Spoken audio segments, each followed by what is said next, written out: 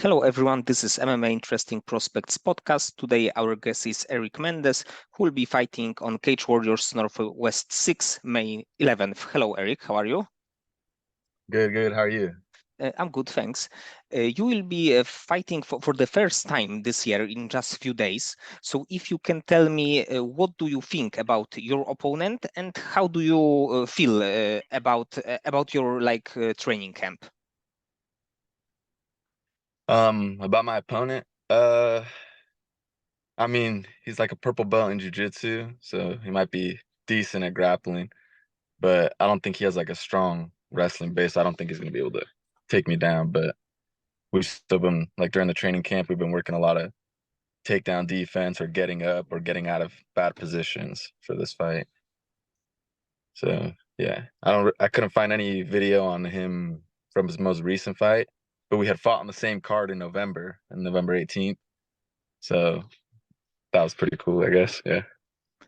I think that sometimes it can be like hard for you, like on the regional scene, to find any footage of your opponent because it's probably there is some chance on YouTube to find something, but sometimes it's probably a big problem. Yeah.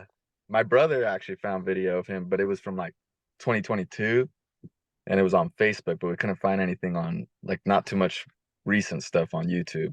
But we found some stuff on Facebook, so we're going based off that, but that was also like a year and a half ago.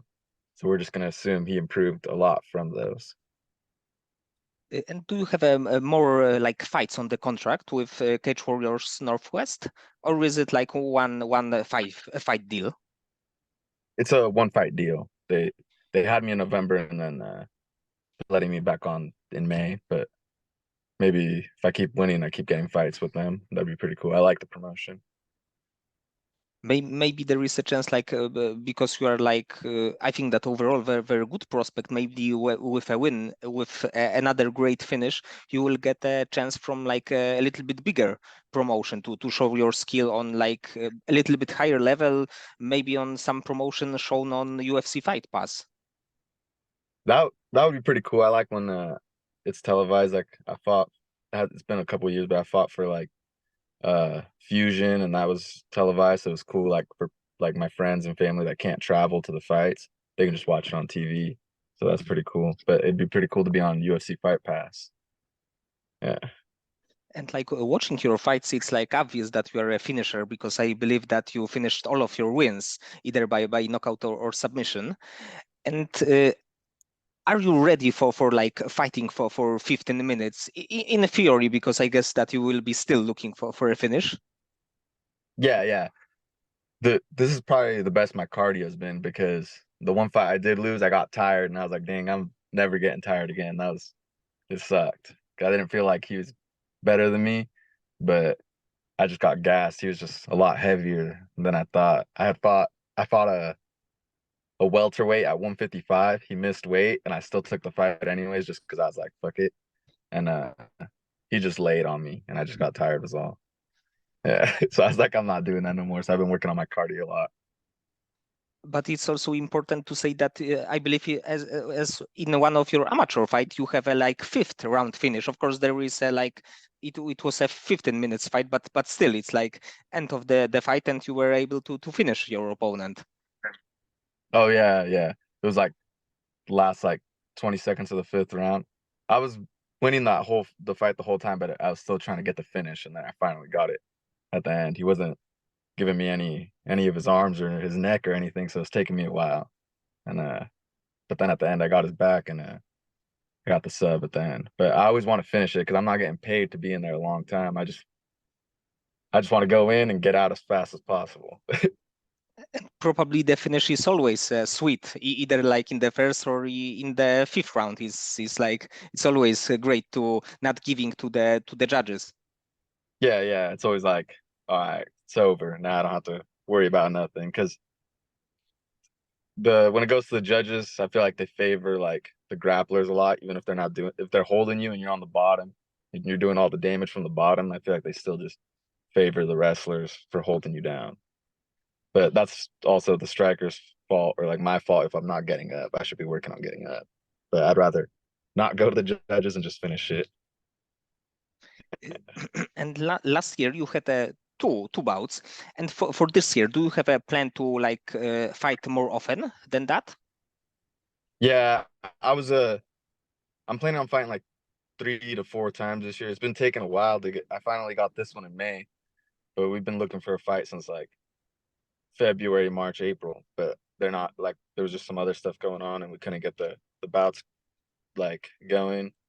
But I'm trying to fight this fight, take no damage, and do a quick turnaround, hopefully for June or early July, and then at least one in the fall.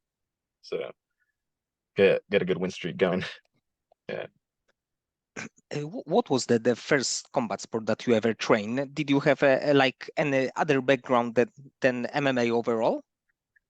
Uh, the first thing I did was I signed up at it was a gym called School of Boxing, and we just did like jujitsu or MMA at that school, but it was only for like a short time. And then I was watching the Tony Ferguson Kevin Lee fight, and it got me wanting to train again. And then I just went and signed up to the closest jujitsu school to me, and then I started doing jujitsu. But other than that, I had no wrestling or anything. And what belt are you in jiu-jitsu? I'm a blue belt. Yeah, Oh, it's kind of yeah. So crazy, still not good. but it's kind of Huh? crazy there is like I have a chance to watch few of your fights. You are like for MMA very good grappler. So I would think like purple or brown belt. Yeah, but like MMA grappling, I feel like is different than jujitsu. Like I feel like a lot of the reason people give me or I get the submissions in MMA is because I'm like punching them a little, and then they're like don't want to get punched on the ground, and then they give me their neck or their arm or something, and then I just squeeze. Yeah, you are like looking for the opportunity and finishing your opponents. Yeah, yeah. Because like in the gym when I'm rolling, like there's some really good jujitsu guys, and if it's only jujitsu, then usually they kind of beat me up in the grappling. But then if it's like MMA sparring, then I can do a lot better with my grappling. I feel like it's a little weird. It's like hard to explain, but it's like a different kind of grappling. And you had your first amateur bout in, I believe, 2018. And at that point, do you thought that you will become a pro MMA fighter, or was it a like, let's say, quick journey just to try MMA? I was doing it just for fun, and I'm still doing it just for fun. But like, I didn't think I was gonna go pro, like, or at least I didn't think it'd be like super soon. So yeah, I wasn't like didn't have any plans on going pro or doing anything like that. I just wanted to do it because it seemed fun, and it was like I wanted a hobby. I was getting kind of fat, so I needed to do something to stay in shape. You actually had in your like IG bio that you are a professional MMA hobbyist. Yeah, yeah, yeah. Because I just do it like I just want to get as good as I can get. I'm not competing with none of the other guys. I'm just competing with myself. Like I'm just trying to see how good I can get, how far I can make it. But I don't plan on like I try not to plan too far ahead. I just focus on one fight at a time, and I'm just trying to take it like that. And right now you are training in the Revolution MMA team, right? Yeah, yeah. It's a gym that my brother, my friend Derry, and me started with Lilac City Boxing. They're letting us run a little program out of there, so that's pretty cool. And your brother is undefeated MMA fighter. Yeah, he's 4-0. He was supposed to fight this last weekend, but his opponent pulled out and took a boxing match instead, which was I feel like the commission should suspend him for that or something. But he was supposed to fight this last weekend, or was it no, he's supposed to fight today, May 4th. Yeah. But his opponent pulled out. But I think they're gonna find someone for him for May 11th. So then 5-0. And how good is like to have the brother who is doing the same thing as you on their like quite high level. It's cool because then he can help me out with my grappling, and I can help him out with what he needs. And then like since he's my brother. We're always gonna be there. So we always got at least one person in our corner, or one person helping us train. But our friend Derry's always there when we need him too. So we try to show out for him too. So it's pretty cool. And he also We is also got a very good fighter, what is like worth to mention. Derry Yes, yes. is good too. He's the one that always beats me up when we're grappling. Yeah. Uh, We also got it's not just me and my brother though. It's like our little sister fights too. Oh, that's interesting. So it's like the three of us are together, so it's cool. But also in MMA fights? Yeah, she's 3-1. She's on a 3-fight win streak right now. We were gonna try to get her to fight for June, but we want her to work on some stuff before taking another fight, because then she's gonna have too many amateur fights and maybe have to go pro. So we're gonna stall that a little bit, make her work on some stuff, and then fight in the future. So it would be kind of crazy if like three of you were in like few years in the UFC in the same time, in the same moment. That would be pretty cool. It'd be pretty crazy. I don't think there's been obviously brothers in the UFC and stuff, but I never seen like brothers and sisters in the UFC. That'd be pretty cool. Yeah. And where you when you were preparing for this fight, how the like regular day in your training camp look like? How does a regular day look like? Yes, yes, in your training camp. Um, so we spar on the weekends. So like Sunday, and then Monday I do wrestling, and then my strength and conditioning. Tuesday I do MMA, jiu-jitsu, and then same thing for Wednesday, Thursday, and then Friday's wrestling again. And every other day I do my strength and conditioning. So today I have to do it because I did it Thursday. So I just have to do the strength and conditioning 3 times a week. And then other than that, it's just MMA and jiu-jitsu, and then hit mitts with Danny or my brother or Derry. Yeah. But like the training, like when we're doing the classes, it's like based towards the fights. So like the MMA stuff, we've been working on a lot of stuff for the fight from the tape we've seen from him. So that's basically what we're doing. Thinking of Uh, game plans. and Yeah. how many weeks did you have to prepare for this one? Dang. I want to say like 6 to 8 weeks. I honestly don't remember, but it's been a long time. I've been like antsy waiting because I just want it to be done. I don't like to wait. But I think that like even 6 weeks is not like bad No, because it's like like the short notice fight, like 2 or 3 weeks. no. I was already like in pretty decent shape before because I've been trying to get a fight since like February. So I've been training the whole time. I got hurt a little bit, so I took a couple weeks off, but I've been training nonstop because I've been trying to fight, but it's not worked. It hasn't worked out till this one. So it's probably been like 10 weeks of training, but I didn't get the fight till like 6 to 8 weeks ago, I think. Yeah. And in this fight or even like another upcoming one, do you have a like perfect finish, the either like submission or some kind of crazy knockout that you would like to win your fight? Um, honestly, I just want to win. It doesn't matter how, if it goes to decision, then it's gonna go to decision. But if I just want the win more than anything. The finish is just like the what the heck's it called? Like the frosting on top. I just want the win. But the finish, I'm always going for it, but it's not the most important thing to me. I would rather get the win. And So I'm not looking for like a specific knockout or a specific submission. Just it's kind of like I'm just touching, and then if there's something there, then I'm taking it. it's Yeah. probably the best thing to have this like opportunistic approach that let's say you are looking for a knockout, but when the choke will be available to take, you will take it. Yeah. I'm greedy. If I'm hitting him and he gives me his neck, I'm taking it. Yeah. And do you have like this mindset that you would like to be in the UFC and fight for like against the best bantamweights in the world, or for now do you want to be like more focused on like regular improvement and fighting for like regional promotions?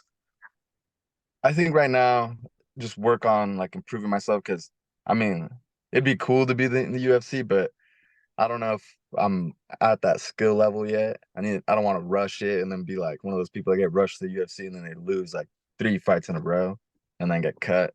That'd be shitty. So I'd rather stay on the regional scene for a little longer and work on what I need to work on. And then once I'm confident and comfortable with that, can compete at a high level, then maybe I would do that. Yes, sometimes this is a risky thing to like you said to take the opportunity, and you of course in the UFC you will have a like toughest and toughest opponents in the world, and it's like not hard to lose a fight. And sometimes even good fighters are like released from the UFC, and like few years later they are at their peak and go to the UFC, and they are successful then. Yeah, yeah. I just if I ever go, then I would want to not get cut. I'd want to win my fights, obviously, but I want to be like 100% confident that I'm at their skill level because I mean they're the best in the world. I'm not trying to go out there have my friends and family watch me just get knocked out in a minute. That would fucking suck. Yeah. And do you have a like favorite fighter or even the favorite bantamweight to watch? Dang. My favorite bantamweights are O'Malley. I like Merab and Mario Bautista. He's pretty cool. Yeah. But my favorite fighter, I like the Diaz brothers. They're cool.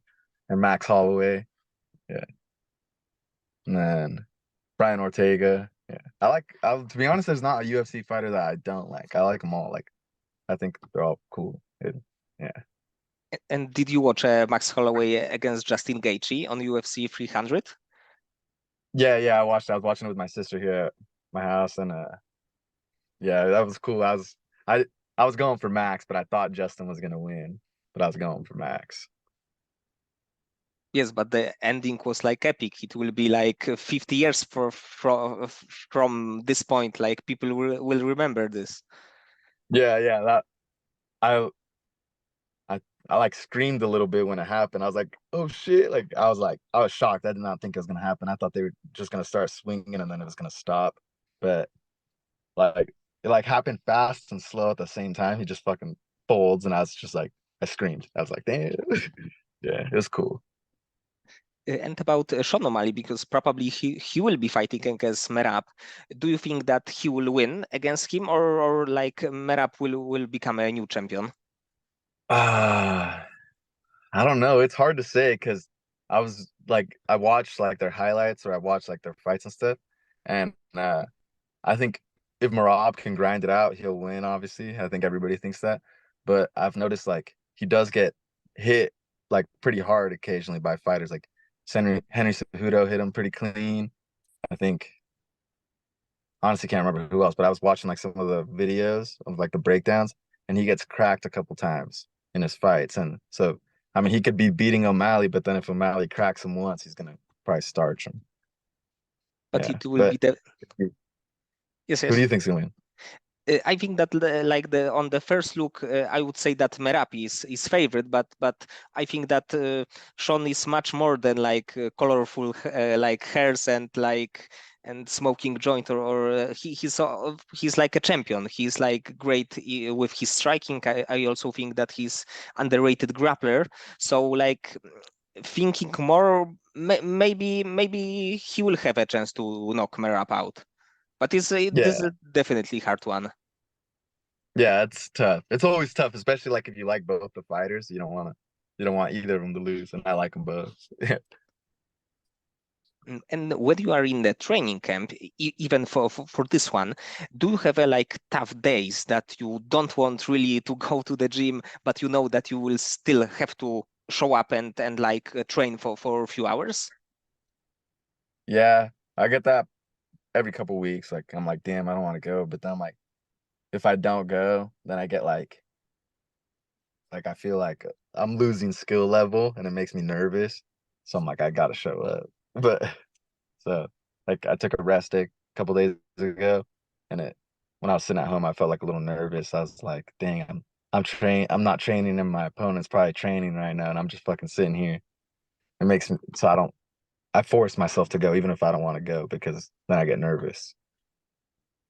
Yes, probably this is the most important thing, just to go like go from home, because when you are in the gym you feel probably great, but the moment that you have to decide, it's sometimes the hardest one. Yeah, like I have to like I pretty much I got to a good spot now where like I don't think about it too much. I'm like even if I don't want to go, I go because I know I need to. Because then it happens like when I and then I'm at the gym and I'm like I'm glad I came. It was fun. Like I like hanging because I get to hang out with my brother, my friend, and it's cool. Like it's fun. Training's never boring. It's just like getting to training sometimes. But training is like once I'm in there, it's fun. It's like it's cool. It's like socializing a little bit while training. So it's cool. I have a few questions outside of MMA too.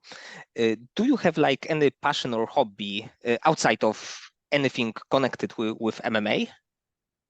Uh I used to disc golf. I'm gonna try to get back into that. And then me and my brother have been talking about getting into fishing this year because it seems kind of fun. And we might go fishing with our boss and our coworker.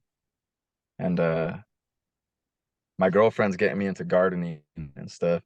So I'm gardening now. But yeah, I like to play video games and yeah, that's pretty much all I do. I don't really get out much.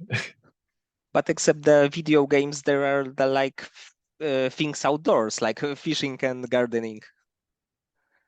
Yeah. Like I don't know, like I want to get into hunting too.